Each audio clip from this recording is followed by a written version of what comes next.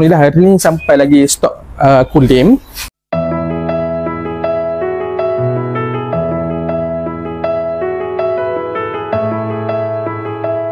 Ini kopi kulim, yang mana kalau tengok sini kopi kulim Sacha Inci.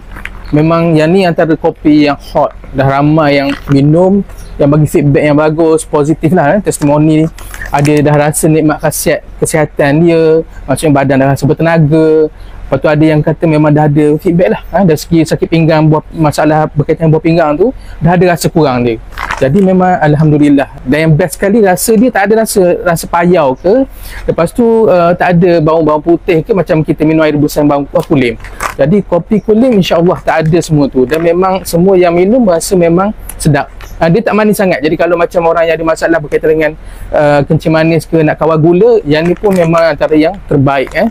Jadi dia ada kandungan bahan dia, buah kulim, habatus sauda Sacha Inci tadi, ashwagandha, dan ada stevia, garam bukit, yang mana ianya memang diformulasikan oleh pakar herba. Jadi insya-Allah tak risaulah untuk kita amalkan sebab kandungan bahannya.